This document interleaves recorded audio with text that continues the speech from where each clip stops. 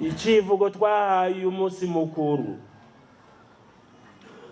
tutitegereza umugabekazi wihurijwe mu ijuru, niwe yinabwuzure nyina w'ikigongwe. Ese yoje imbere umurundi wese mu gikorwa cyo kurekurana no gusubiza hamwe. Igikorwa yego tugerageza gutangura bikanga, ariko kandi twabwirizwa kukimaririza, maze amahoro akaboneka mu bantu, amajambere turondera tugashobora kuyakorera umutima uri munda. Icyo kivugo rero nicyo twahaye uno munsi mukuru wama wuzuza abana ba Bikira Mariya mugabekazi w'u Burundi akamwemwe, agahimbare kenshi. Si iby'imbeshere, Bikira Mariya uwo muvyeyi adasanzwe yurijwe mu ijuru, ni nyina wa Kristu, we Mana yigize umuntu ngo ategurire se wiwe hano ku isi igihugu kimunogeye kandi kinywanye nawe by'ukuri. Nyina wa Yezu ni nabwuzure, ni nyina w'ikigongwe kabiri. Ubwa mbere kuko we nyina afise umutima wuzuye ikigongwe, ubwa kabiri kuko ari nyina wa Yezu, kigongwe cya data hagati yacu, mwagazi w'Imana akura abandi bicumuro. Uwo muvyeyi n'umurezi w'abavukanyi ba Yesu, umurezi w'abana ba data babwirizwa kugendera mu mabwirizwa n'amateka y'Imana. Kuri uno munsi tumwigina mu iteka ryo gusangizwa ubuninazwa bwa Mana Data, birabereye ko tumutabaza mu gushira mu ngiro ya nama twigira muri Eklezia Gatolika iri mu Burundi, biciye muri ya manama y'umuryango wa diyoseze yaringanizwa mu diyoseze imwe aho iwacu. Yezu ati mweho nimwasenga murasabe mutya uturekurira ibicumuro byacu nk'uko natwe turekurira abaducumuyeko. Nkako nimwarekurira abandi ibicumuro byabo, so wanyu wo mu ijuru nawe azobarekurira.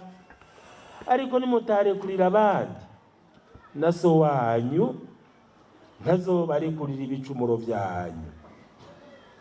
Yezu atwigisha ku kigongwe ngiriye abandi arico gihindukira kikaba inzira ikigongwe cy'Imana kizanana, kingana, kigomba kuntosora, kigomba kuntyorora ibicumuro byanje.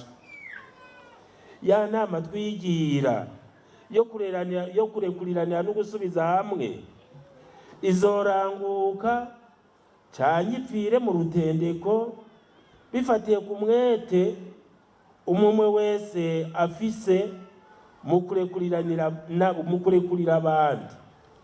Mbere bihave bitwandukira kuko nyine turi umuryango, bamwe batanu bamwe 10 bazokwanga kurekurira abandi, bave badukwegera dusubire tugwe mu rudubi rw'akabi, mu rudubi rw'ubwicanyi. Yesu ati niwaza rero guhereza ishikanwa ryawe ku ruhimbi, ariko ukibuka ko mwene wanyu agufitiye akajirya, uraca usiga rya shikanwa ryawe ngaho nyine imbere y'uruhimbi, uheze ugende musubize hamwe na mugenzi wawe, uhejeje ugaruke guhereza ishikanwa ryawe. Kwa gusubiza hamwe niko nzira irashe yo gushikira Imana, yo kuyihereza ibisabisho byacu n'amashikanwa yose dufise. ugusubiza hamwe kubaye inzira irashe yo kuninahaza Imana no kuyikengurukira, tukayisaba natwe ngo idutabare. Nitwaba tutumvirwa, si Imana yanse kumva, nitwebwe nyabuna ururimi rugobwa, amaboko agacika iyo hageze kumuhereza ibiri mu mutima. Naco igikondora inguvu n'amagara yacu, ikibuza yuko igisabisho cyacu gishikira Imana, ni ya nzigo, inzigo y'akazikira, ni urwiri rw'urwango rutunyoha tukaguma mu bumuga bwo kutarekuriranira. Yesu arabandanya kutwigisha aciye kuri wa mupfasoni yaturuka i Kanahani, akaza kumugondoza. Ukwifata ruto k'uwo muntu niko kunganiye ukwemera kwiwe kwahavuye gusaba gushimitse mu kwifata ruto ikigongwe n'impuhwe bya Yesu, araheza aramukiriza umwana. Ukurekuriranira no gusubiza hamwe kwa benshi ni bya bindi mpanguhe, aho akunguko, amatungo, ubukuru n'ibindi bituma umuntu yikunda, biheza bikabuza akamaro k'ukuri kamuka kukurekuriranira, maze kagapfira mu nzira imbere yuko gashika mu mibano, mu migenderanire, eka mbere no mu bindi byose biranga umuntu. Tubandanya kandi kanya twumvirize wa mwagazi w'Imana na Bikira Mariya nyina wiwe, ahaduha iyindi nzira yo gusubiza hamwe, ahayiturangira. Nayo igizwe n'ikiyago hagati y'uwagize nabi n'uwagiriwe nabi. Uguca muri iyo nzira bibohora bombi imbere y'Imana n'imbere y'abantu. Ukwanka kuyicamo nako, ukuzira ikiganiro, bituma bombi nyene baguma ari abaja b'inabi isumbirije. Yesu ati nukuri ndabibabwiye, icyo muzoboha ku isi cyose kizoba kiboshwe no mw'ijuru, icyo muzobohora ku isi cyose kizoba kibohowe no mw'ijuru.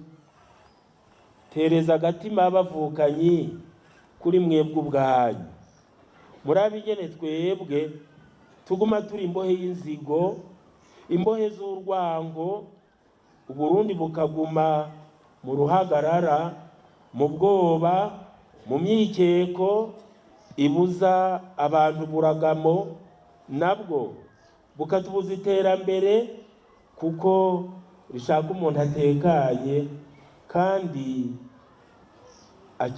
akarongera ayo majambere nyene umwanya ukwiye kugira ngo ayakorere. Yesu mwuzuriza Imana natwe ntatinya kutwereka imanga tuzogwamwo nitwanka rwose kurekuriranira no gusubiza hamwe, mbere tudatevye bwa jisho bwa ndende.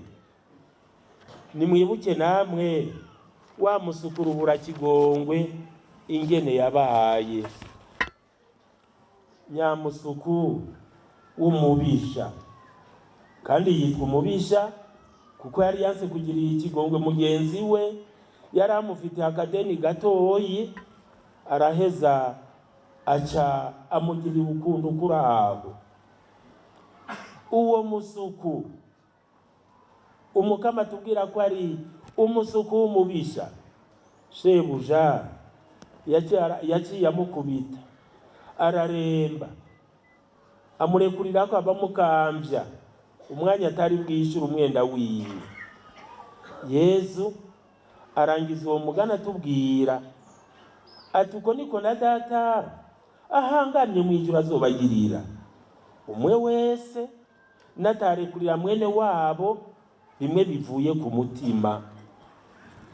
Ivyo vyerekana ko wa muntu atarekura ari umubisha karuhariwe, ko nawe adashobora kwitega ineza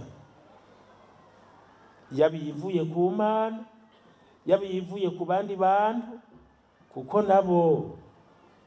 nabo azohava bamusubiza ivyo yabagiriye. Hanyuma rero tugatangazwa n'ingene n'ubu Uburundi butambuka bucumbagira, kuko natwe tunanirwa no kurekuriranira no gusubiza hamwe. Nari kubandanya ndabayagira ntyo, ariko namwebwe murashobora kubandanya musoma inkuru nziza y'umukama. Ndazi neza yuko mushobora kubona ingene ukugumya kabi muri jewe niririra ngo kanakangiriye nabi, bikanka ko mbaguruka ngo dushire hamwe dusubize hamwe kw'ivyo bintu vyama bizibira ineza yose ishoboka. Niho rero ntakambira mawe ariwe muvyeyi wacu Bikira Mariya ngo natwe aduherekeze muri uwo mugambi twifatiye mu madiyoseze yacu nka yose, umugambi utarara, umugambi utari gusiba wo kurekuranira no gusubiza hamwe.